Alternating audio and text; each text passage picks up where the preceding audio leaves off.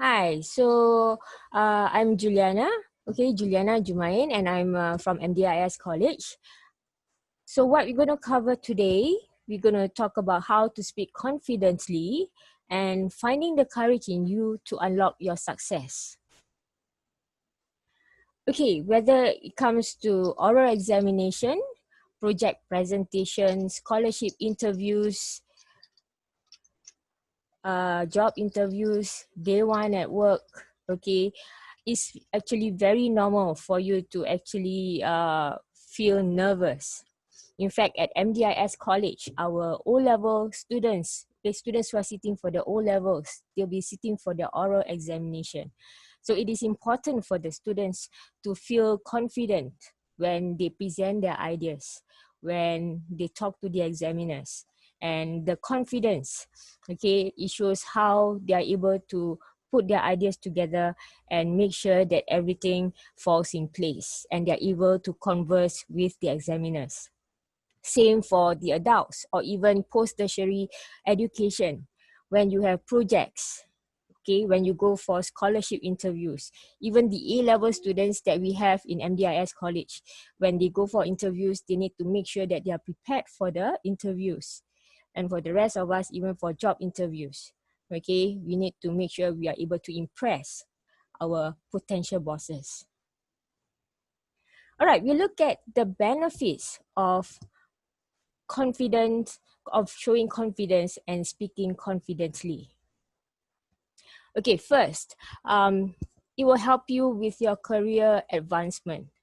When you are able to speak confidently, you are able to show your creativity and how you are able to think critically, your leadership abilities through your poise, your professionalism, and qualities which are actually valuable for the job market. Because your future bosses, the people who interview you, will look at you and assess you whether you show such qualities that fit the job description. It also helps you to boost your confidence.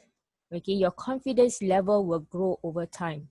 Yes, it's very normal for you to feel very nervous at the very start. Okay, however, when you are confident over time, you are able to show that you have the abilities when you speak confidently. And it also shows your critical thinking, where you need to figure out how to tailor the message to fit the needs of your audience. For sure, when you go for interviews, you don't just have a monologue. The interviewer will ask you questions. The interviewer would want to see how you answer the questions. And when you are confident, when you are comfortable, when you are calm, you are able to project, okay, the image, the answers to what the interviewer wants from you. And that creates the first impression, and the first impression is a very deep one. So if you are able to speak confidently, the interviewer will be very impressed with you and the impression will be very lasting. If you look at number 4, you'll be able to improve your communication skills. You'll be able to become and to take up opposing view. Basically, you are able to put your ideas in an organized manner. And when you are able to do that, you are more coherent and you are able to defend your views to others. Okay, and this is important because whether you are presenting a project to an audience or even to your future potential boss, okay, when you are able to present your ideas, you'll be able to persuade them to understand you from what you share with them, and then after that you are able to win them over and you are able to convince them, okay, to agree with you. Next, when you speak confidently, especially when you go for social events, you will be able to meet other people who share your same interests, okay, the same interests with you.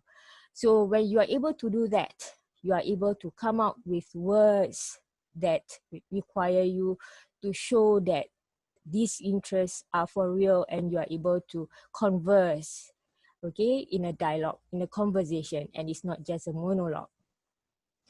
Okay, and next, number 6, learn to persuade. As I mentioned in number 4, okay, it's not only about showing your ideas to others and convincing them to win them over. You also need to win them, okay, to unite people under a common cause and motivate them to take action. That is one way for you to show your leadership skills. And moving on to number 7, building leadership skills, okay, allow you to master that skill by changing hearts and minds and learning to persuade others. With number 8, you are able to develop your vocabulary and fluency and no longer use filler words. If you realize at the start, I was quite nervous, okay? And I did use words like okay. But over time, when you get more confident, you realize that you use less of the words okay, okay, along the way. And that will actually improve on your fluency. And when you are more fluent, the audience will be able to listen to you and feel that you are more confident and your messages will be clear as compared to if you use okay, filler words to fill up the pauses. And of course, number 9, be a better listener. Many students, even when I talk to my students, I remind them it's important for us to listen to understand, because many a times people are listening to reply, listening to answer.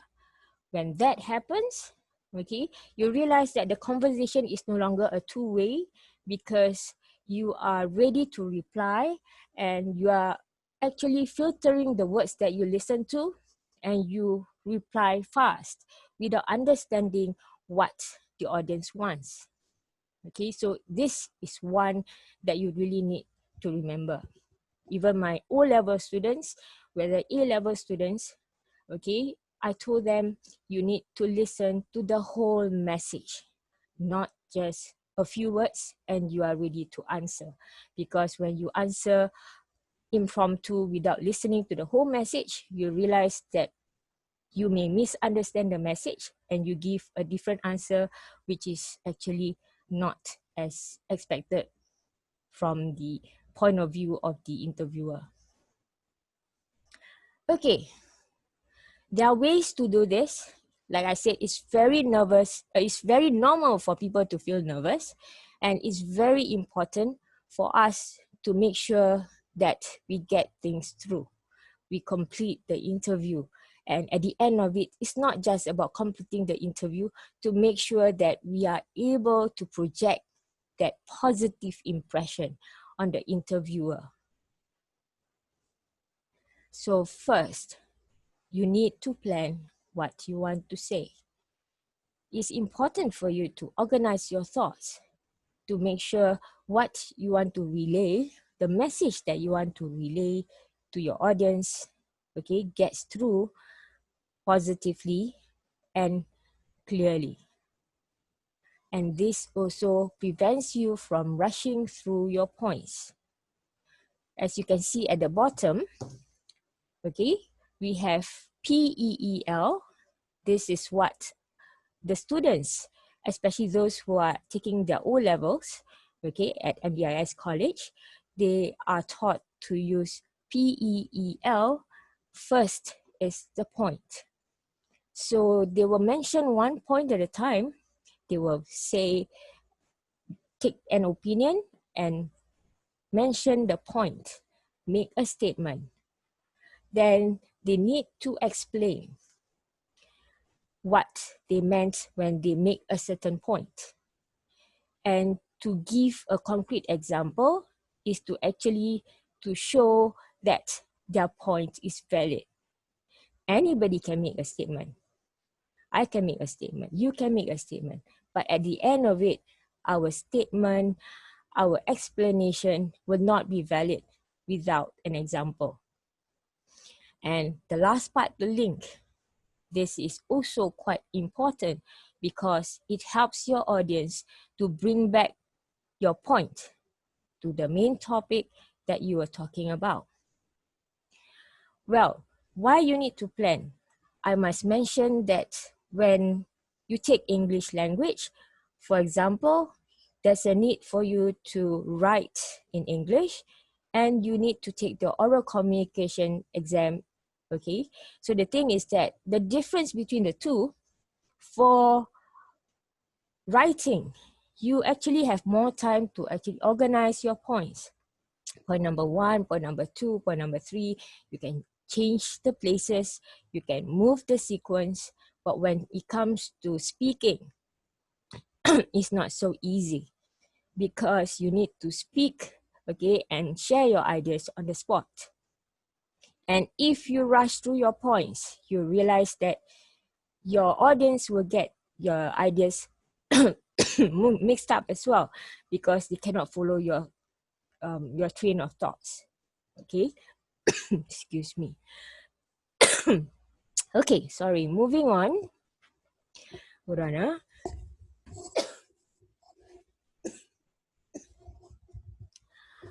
All right, my apology for that. Okay, next, we need to practice. You need to say and practice before the actual event itself. You need to practice on what you say beforehand. So I'm giving some examples how you can do that. So it helps you to be less nervous and more calm. So one way is using a mirror. Speak in front of the mirror. And you can see how the audience or the interviewer look at you if you were in that situation. Or you can actually get someone you know to actually help you out. That means you speak to the person and after that you be able to practice with the person, speaking to the person, and the person will be able to give you some feedback, like how the person feels about your presentation, how the person feels about talking to you, whether you are coherent, whether you make sense, because making sense is very, very important. If you don't have anyone to actually help you out, another way, we have smartphones. Okay, we have laptops, we have iPads, we have tablets. What we can do is to record ourselves on video.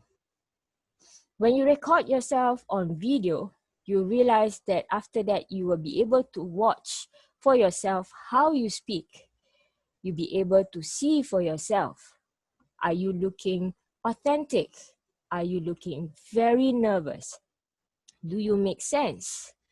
And are you feeling comfortable with yourself? You can actually see for yourself how you behave, okay, if you are being put in the actual situation when you present your ideas, okay, when you talk to the interviewers. What you can take note of, okay, the two last points there. Number 1, notice your pace and pauses. How fast are you going? Or are you pausing long enough? Or are you pausing enough for the audience or for your interviewer to understand you, okay? And evaluate your voice for clarity and volume. There's a tendency for people who are nervous to mumble, okay, to fumble, or their words will not be clear. And also when they are nervous, okay, they actually have a tendency to speak at a softer volume, a lower volume, and their voice will be quite soft. So when you listen to yourself, when you record yourself, you can be able to hear whether you are clear enough or whether you are too soft. But of course, you need to do in moderation in terms of volume. You don't want to be too loud as well. Okay, so moving on, smiles. I keep telling my students that it is important to smile. Why? Number 1, smiles are contagious. Okay, the O-level students, when they go for the O-level oral exam, the first thing I always tell them, they must smile at the examiner. Even when you go for presentations, even when you go for interviews, when you smile at the audience, you realize that the tendency of the audience or the examiners, okay, or the interviewers to actually smile back at you.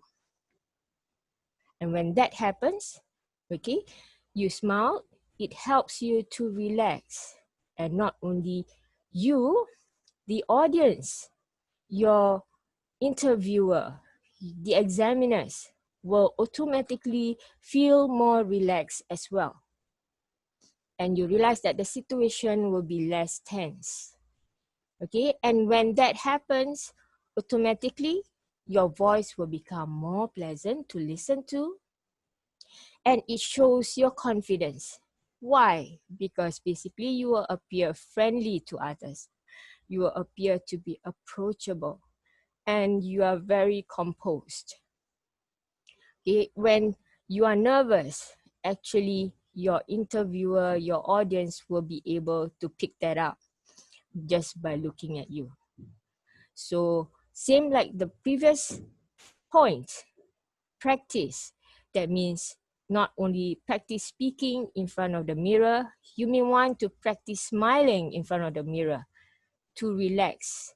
Okay, it will help you to see how you look like when you smile when you are relaxing, when you are relaxed, and how you smile when you are nervous.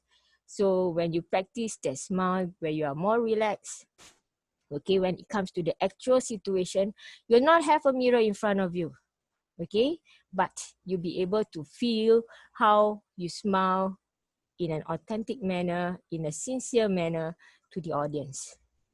And over time, during the interview, it will just come naturally. This is also very important. You need to breathe, okay? As you get very nervous, especially when you step into the room, take a deep breath. It helps you to slow down and pace your breathing. When you are nervous, you be able to feel your heart thumping very fast, okay? And your thoughts will run all over the place. But when you pace your breathing, you realize that it helps you to slow down, and it also helps you to organize your thoughts, and your ideas will not be all over the place. However, take note, you cannot speak too slowly because you run the risk of putting your audience to sleep. Your audience will be disengaged because your ideas come across too slowly. Your message gets across too slowly. And you also do not want to talk too quickly because at the end of it, you will sound amateurish or nervous. You know, it's like the impression that the audience will get from you is that as though you're trying to get it over as fast as you can. Okay, it gives the audience the the impression that you are actually not interested in the interview or in the exam. Okay, you just want to get it over and done with, but that's not what you want, and that can actually create a negative impression, especially if you are applying for a job or you're applying for an interview for a scholarship, or you're sitting for an interview for a scholarship. At the end of it, we do not want the audience to think that you're actually not interested in applying for the scholarship or even for the job. So it is important to show that you are actually interested. And this interest has to come from the way you speak. This interest has to come from how you project yourself, the impression you create on the audience. All right, next, maintain a good posture. Now, your posture tells a lot about you. You need to hold your head high. Of course, not too high up, but of course, somewhere, as per normal height, where you are able to look at the examiner or your audience or your interviewer. Roll your shoulders back a bit, sit up, okay? Stand up straight if need to, and take a deep breath. Look confident. Okay, when the sound of your voice is improved, it maximizes the power of your voice. Okay, it helps you in bringing your message forward. Okay, if you look at the picture at the top, the lady there, she's actually slouching a bit. And when you look up, you actually look disinterested in what you are talking about or what the interview was about. Okay, so when you slouch, it gives you the idea that you are not mentally there and you are maybe lazy or you're just not interested. As compared to the person sitting at the bottom, the same person, when you sit upright, it shows that you are paying attention. When you sit upright and when there is eye contact, you realize that the audience will also give you the eye contact that you need, and that will help you improve your confidence because you know that your audience is equally interested, okay, equally interested in the conversation. Moving on, there's a need to pause because it actually helps the audience to process what you are saying. So you pause and hold that silence for that moment, okay? It also helps you to think of what to say next. So you are like buying time. You're doing two things at the same time. You are buying time for yourself, okay, to think of what to say next. But at the same time, what's happening is also you're giving time for your audience to actually process what you are saying. And silent pauses are incredibly powerful. Okay, it helps to build tension, to suck people in, to get them interested to know what you are going to say next. Okay, and that is actually to your advantage because people will start to hang on to your words, to your every word, waiting for you to say the next word. They want to know what are you going to say next. And that's one of the ways for you to be engaged and to engage others while conversing. Next, it is important for us to use the right words. You need to say what you mean and nothing else. Okay, like people always say, don't go around the bush, go straight to the point. Okay, avoid using caveats and fillers. You can actually damage the confident tone that you are trying to strike. Okay, for example, you can see the top sentence there. We should take this option. Versus the second sentence, you see, is longer. Okay, it has included other things like, I think we should take this option, but I'm trying to find out how to get it done. You see, the first sentence, it shows that you know what you are doing. It shows you know what you are saying and you are very sure of what you want to do. But if you look at the second sentence, you see the word well. By using the word well, it shows that you are unsure. You are like giving the impression that I'm not confident of what I'm saying at the moment. And when I say I think, that means you are also not sure that we are taking the right option. You are still have this maybe 50-50 feeling that this may not work. And then giving that extra information like, but I'm still trying to find out how to get it done. When you say that, you give others the impression that you are not ready. Well, you think that we should take the option, but you're not ready.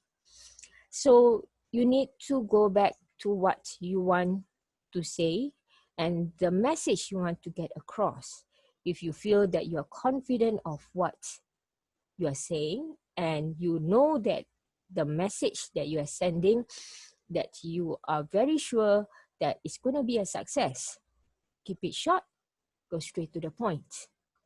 And by adding extra words and using words like fillers and caveats, you realize that that confidence that you are trying to show actually fade as you include more words. Okay? All right. Next. This part is really, really interesting because other than the words that you say, your hand gestures tell a lot of things. Okay?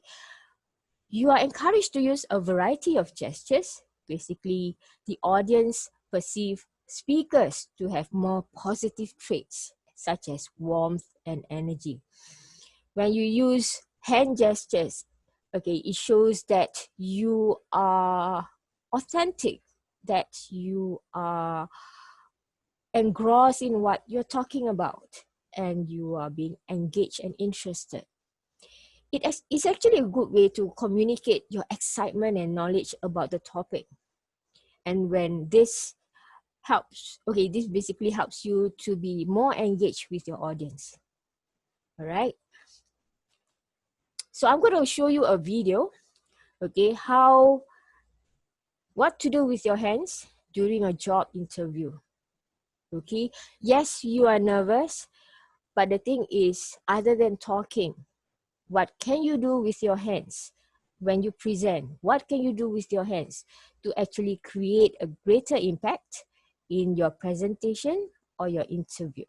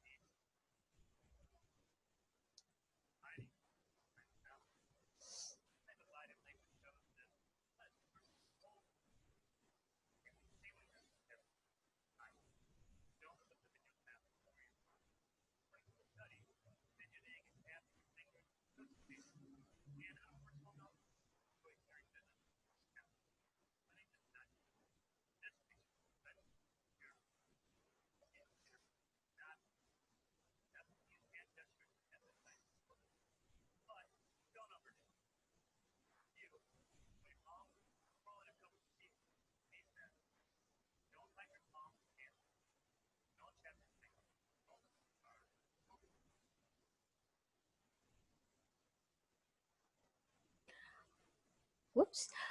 All right.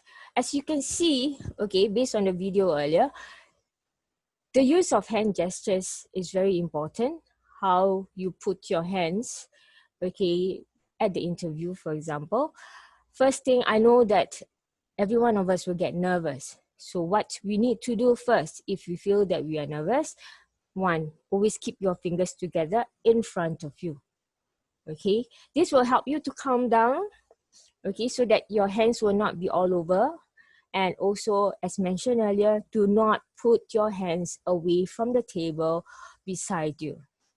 Okay, your hands should be visible. And along the way, yes, you use your hand gestures. Don't put your palms down, okay? And also, you need to be aware of not overusing your hands as well, okay? Even for our O-level students, we want them to be confident. We want them to show that they are excited about the topic that they are talking about with the examiner. And it's okay to use their hands to show that they're interested, that they are really passionate about something, about the topic. And that is, okay, one of the ways of showing confidence, and to show that they are comfortable with the topic and talking to the examiner, or when you're interviewed, when you're talking to the interviewer. All right, I'm going to show you the next slide. Okay, we are not good. Okay, this just happened, general election 2020, but I'm not going to show you what they're talking about. I want you to observe, okay, their posture, their hand gestures when they talk. So when I play the video, okay, please do not try to test the volume. I'm going to mute the video, and I'm going to talk to you about how they sit during the debate session. Okay, as you can see here, this is only the start of the debate session. You can see here on the left that his hands were clasped together. Okay, you can see, in fact, all their hands are on the table.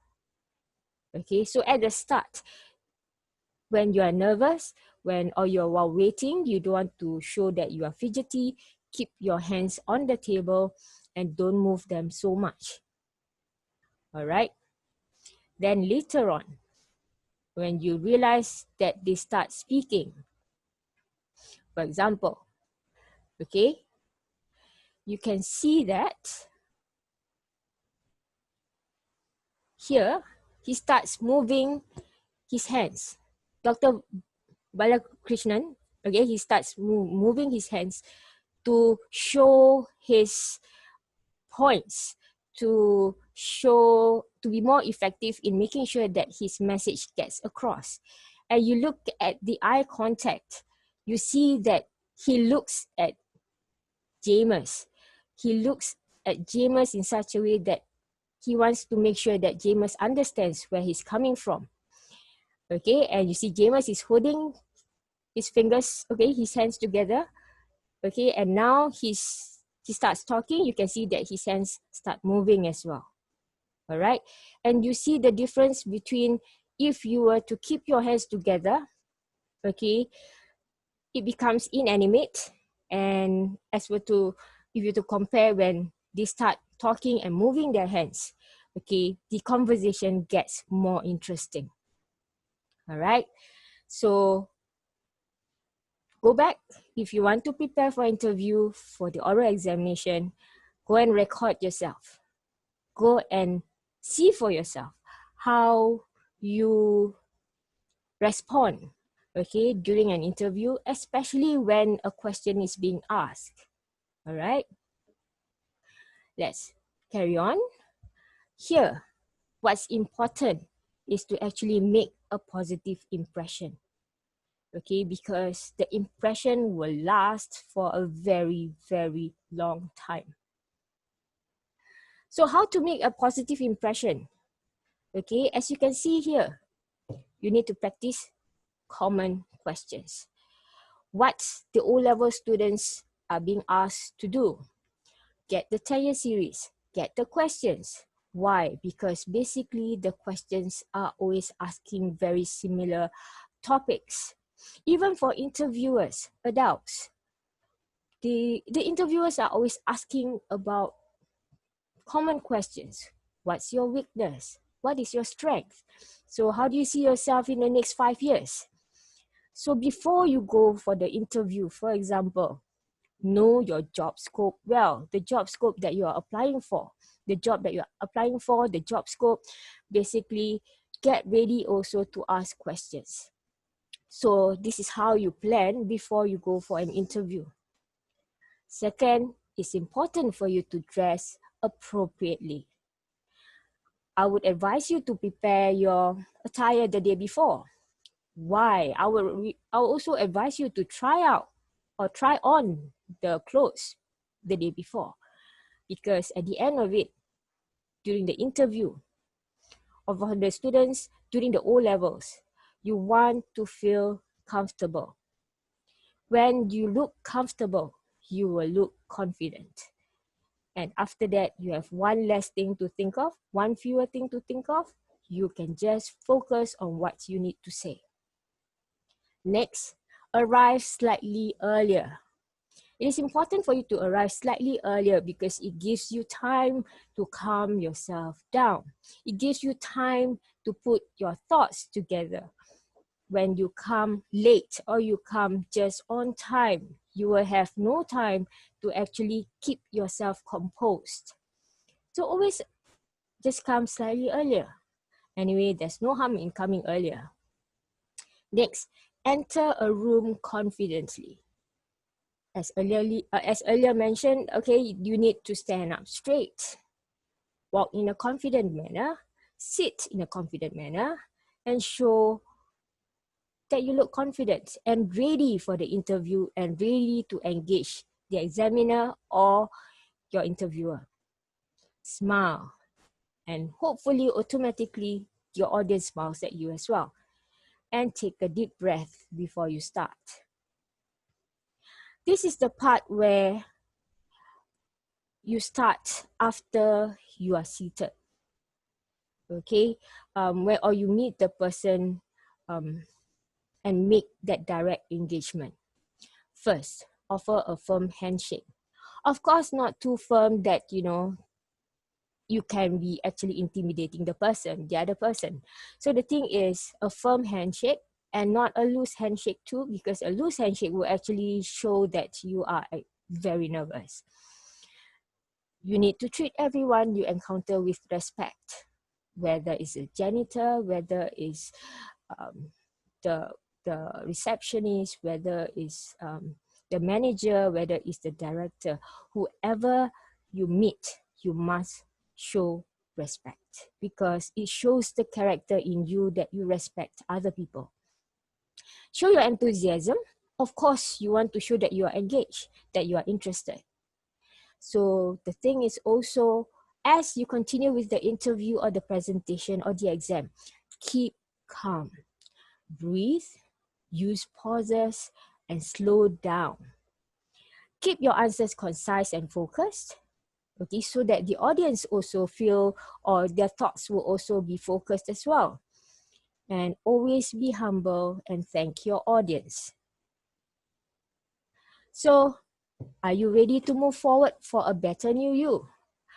I think the thing is like I mentioned earlier, it's normal for every one of us to feel nervous. It's normal for all of us to feel that you're not ready. But there are things that you can do to be ready for an interview, to be ready for the examination. It's actually within you. You are able to do it if you want to. So I've come to the end of my presentation. Do let me know if you have questions. You can actually indicate. You can unmute yourself if you want to ask me any questions at this point of time.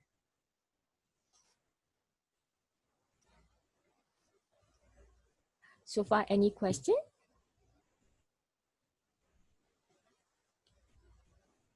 Okay, if not, if you do not want to ask me questions at this moment, I want to share with you the references in case you need to check some of the, or find out more for yourself. I have also the YouTube videos, okay, at the bottom. And I want to also show you, okay, if you have questions, you can ask our two contacts for local business, okay. For local business, you can actually approach Mr. Douglas Cole. For international business, you can approach Miss Monica. And I've also included my details at the bottom. In case you need to ask me about the presentation today, do go ahead and email me and I will respond to you accordingly. All right. So meanwhile, hold on.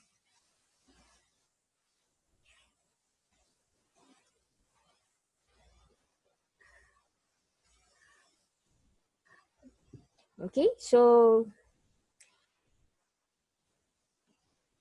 other than that, I also would like to introduce to you the next, the presenters for the next webinar. Okay, we have Muhammad Fuadi bin Rahmat, our own senior lecturer from MDIS School of Media and Communications, and his guest, Suhaimi Yusof, who is the managing director and actor of, who's also a comedian, okay, who is, I think many of you are aware of because you've seen him on TV before. And I've also added the Zoom link for you. So if there's nothing else, you can start joining the next webinar, okay? And they'll be talking about how you can make it in the media. All right. If not, I will just show the earlier slide.